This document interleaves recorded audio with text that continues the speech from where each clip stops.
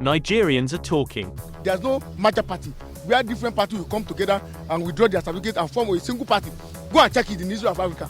Nigerians are speaking. Listen, sir, upon it, he still win. He said without you or with you, I'm still going to win. He won. The Nigerian News House brings you their voices, their opinions, and government is listening. Government is watching. Let us go to the streets once more to hear from the average Nigerian and their take on the fuel subsidy removal, call for the sacking of the service chiefs, and the call by NYSC members for an urgent and adequate increase in their monthly allowances. Let me say, on the issue of the subsidy removal there's nothing, it's too early to judge this present government there. You know, when we are talking of introduction of policy there, introduction is different from implementation there. Thank God he has made introduction that we are going to remove the subsidy out of that. There's nothing bad on it. But I know at the end of the day, there's a positive and negative impact on that policy there. But if you look at that subsidy removal, the merit, advantage on it is more than disadvantage. Removal of oil subsidy, to me, it has overdue since.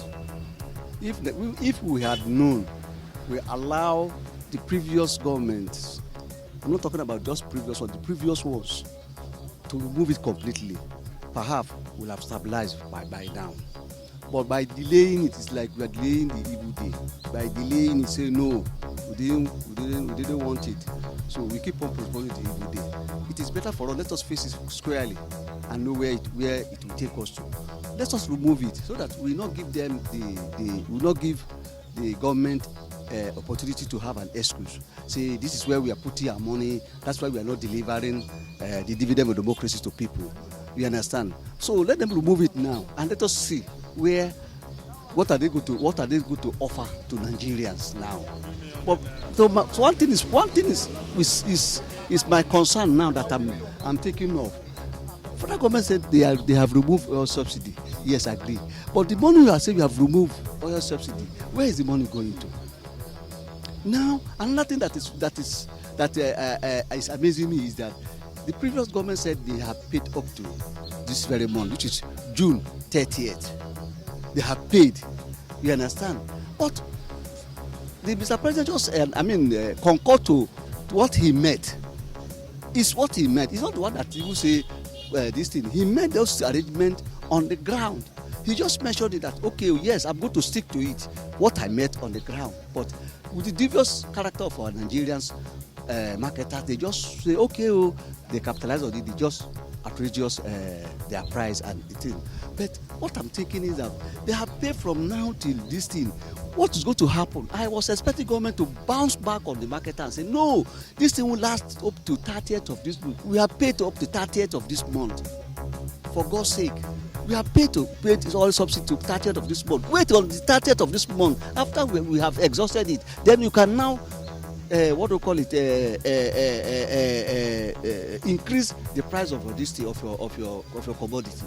But now federal government is concurred to them and say yes, no shift of ground. Then what is going to happen with the money we pay for a whole month? What's going to happen now?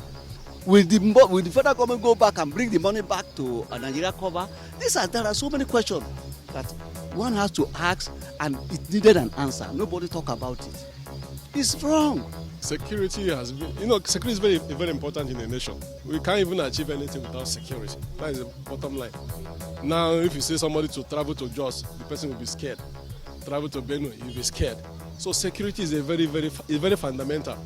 But over the years, even as we are speaking now, if you go to the news, you see they have killed some 20, 30. So people keep on dying every day. So I don't know whether it's the personnel that is the problem or the system does not allow them to. So it's a very confusing state. So what I expect is this is a new government. So they have to sit down, carry out due diligence and find out what is the best option. These people don't have what it takes to work. They don't have the capacity, or they have the capacity, but the system is not allowing them to do their work. So they need to check it. Because we need to have, at least even if you are hungry, you need to have peace. Part of what problem we are facing now is that farmers cannot go to farm. That's part of the problem we are facing. Because a lot of people are afraid to go to farm to go and plant. Or they plant, then cow will come and graze and finish all the products. So these are the things that need to be addressed. Food security is very important, and if farmers are not, they don't have confidence to go to the farm. So how do we get the food? Most of us take it as a rumor until we now saw NNPC coming out with a new price, and we start wondering, does it mean that they have been subsidizing up to that amount? Because if you look at the differential, you see it is a huge sum of money gap. So have they been subscribing this, subsidizing this amount up to now? Because up to now we don't know the landing costs and other stuff. So the amount is so huge, and they can imagine the impact on the economy. Yes, the day before yesterday, I bought this 10 liter at 6,000 naira. Could you believe it has finished now? So every day now, within 2 days, I'll be spending 6,000 naira. So how about people that are entering transport? Salary has not increased. So how are they going to cope? So these are the things that should have been factored in before even announcing it, and look at how to ameliorate the issues, the palliative that can be there. Because how can workers cope? How can market women? Because this cut across. It's not about people that like us that can go to a police station and buy fuel. This thing will cut across every other issue. Listen to radio. Listen to radio and comments since the subsidy was removed. You see a lot of people crying. They are confused whether you are APC, whether you are PDP or obedient to whatever. Everybody is complaining. So that is my own view about it. So government need to look at already they have, they have put the cart before the horse. So how would they now correct it so that the suffering on the masses will be minimized? Subsidy removal, to me, there is no better time than now to remove the subsidy. It is only that, if not that effective and efficient system did not put in place to check what is going to be the effect on the poorest of the poor in the society.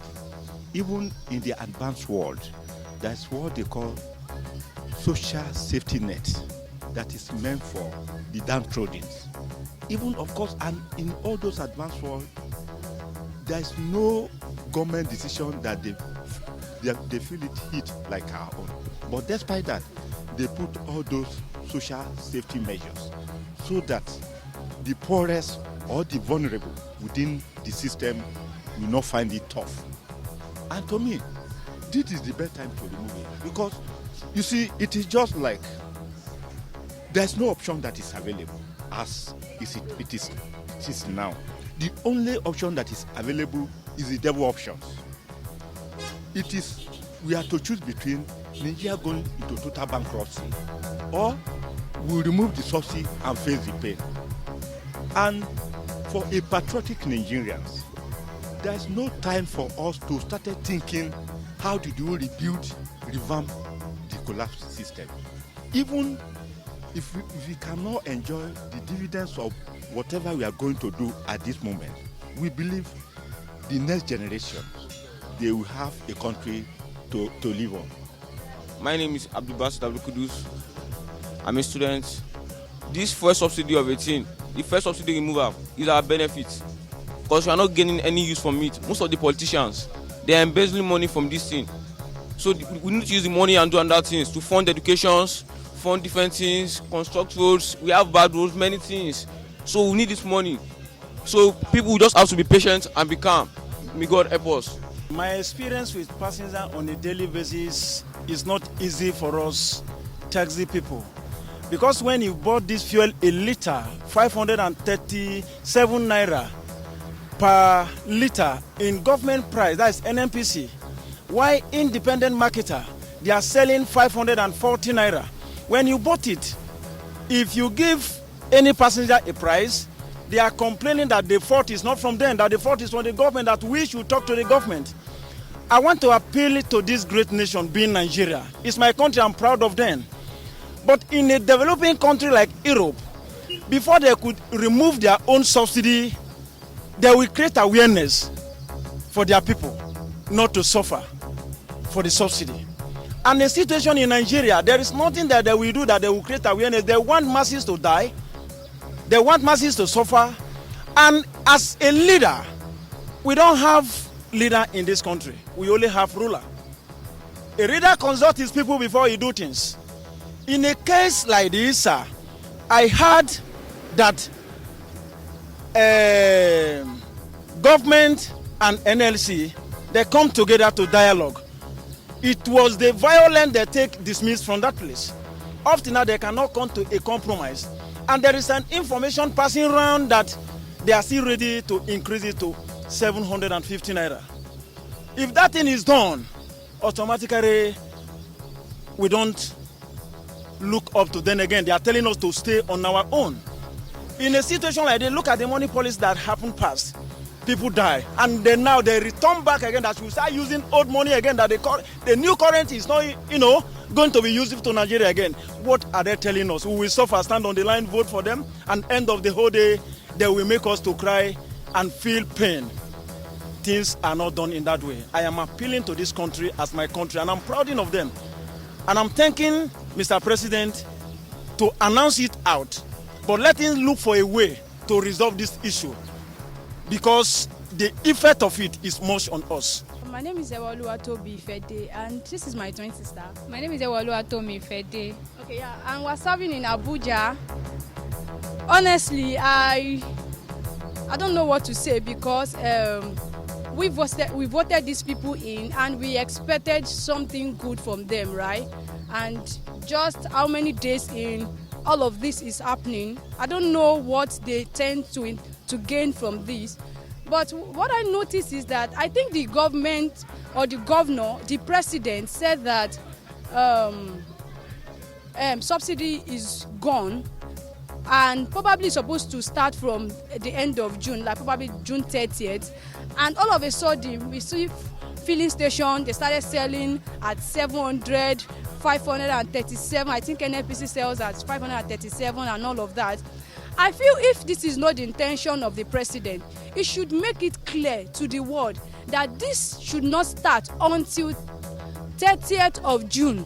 I mean, Nigerians should be prepared for this kind of thing. We're not asking them not to remove subsidy, right? But I mean, Nigerians are not even ready for this. We just left a very difficult time, trying times of no cashless policy and all of that. And we are here again. With this, does it have to be from one bad news to another every now and then? It's tiring, it's exhausting.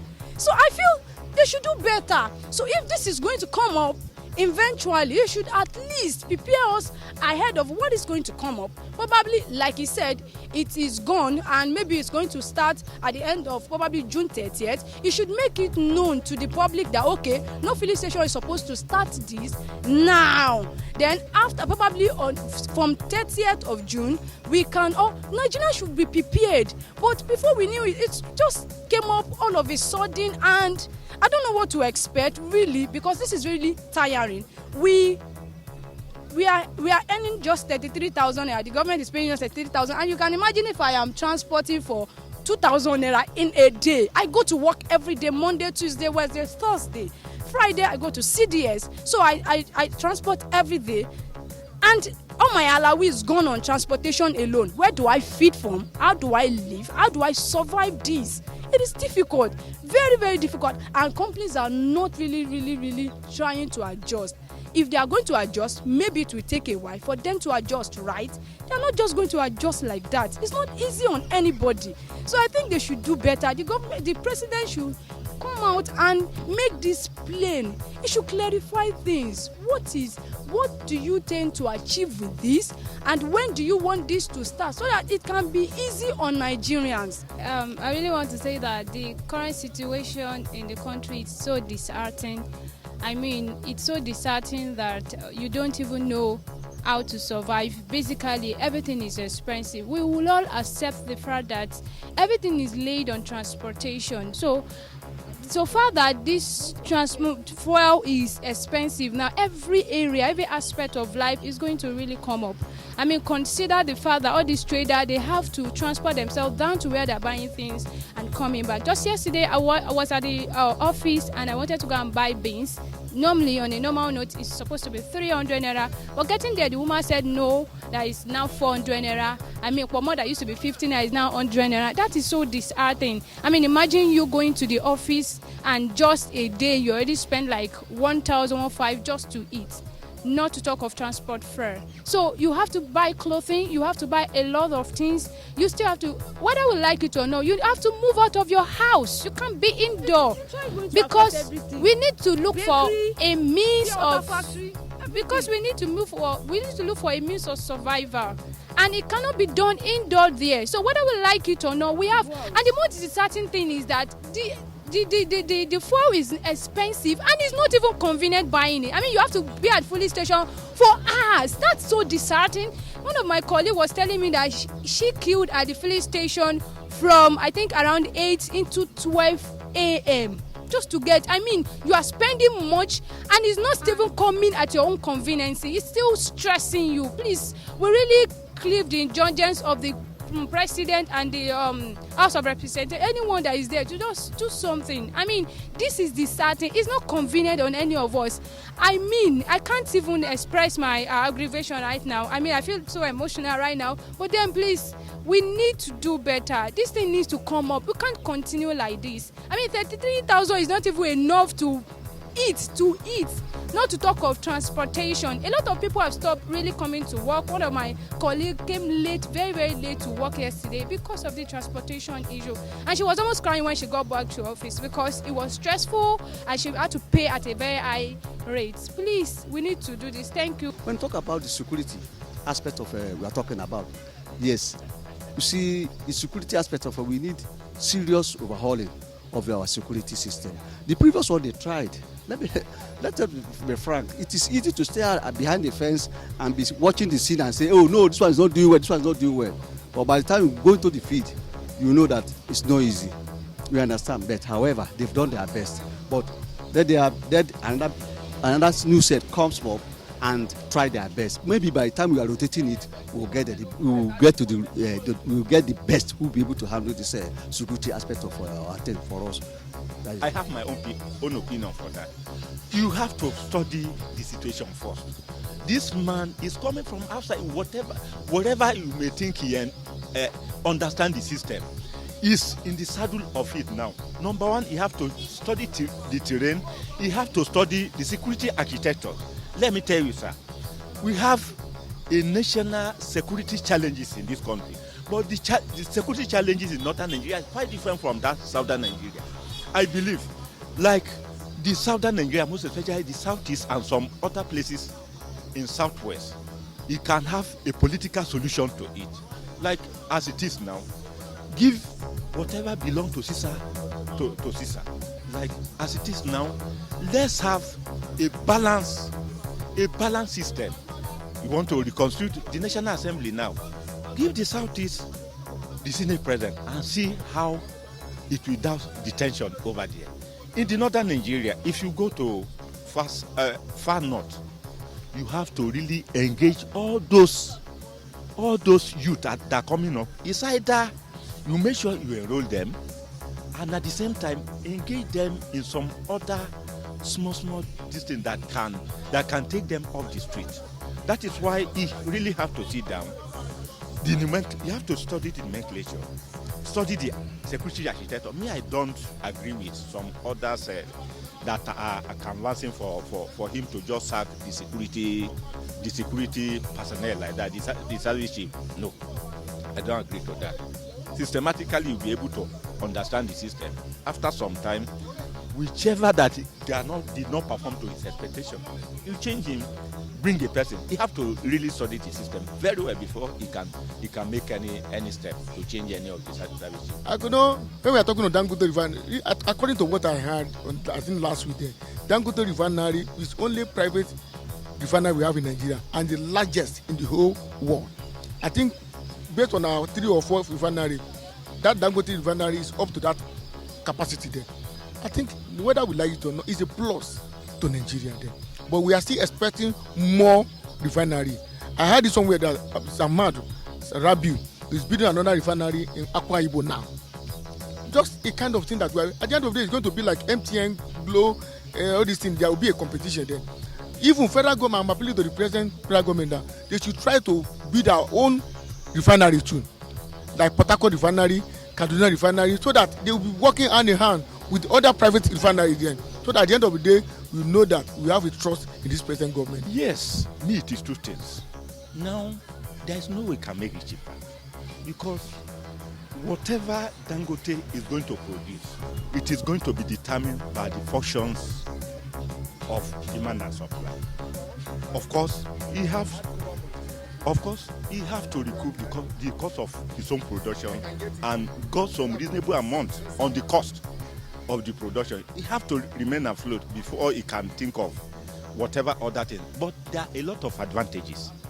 That for Dangote to come on board, there will be job generation. It will be create a lot of jobs for thousands of jobs, direct jobs for the thousands of Nigerians, and indirect jobs for other thousands. I believe on that. And at the same time, one, Dangote is going to pay company income tax. And of course, those people that is going to engage in the Dangote refinery, they are going to pay, one, personal income tax and every other advantages. It is going to come up with it. Sir, let me tell you, it is better for us to get a private that will be able to drive the economy first, before we can think of every other thing. There are a lot of federal government public establishment that will go moribund for years, like this Ajaokuta steel companies. We have a lot of textile that have remained moribund. Look at the federal government refinery. We have almost 3 or 4 refineries that have been kept comatose for years. Why can't we engage the private to come in? Let's get the company moving first. At the end of the day, there are a lot of benefit that is going to come up from all those things. This is a plea to federal government to please speedily increase the Allowee. I mean, it's all back down on. See, some of our parents are just this kind of people. The moment you are going to serve, they believe that you are paid, and that can. So we are here to plead on behalf of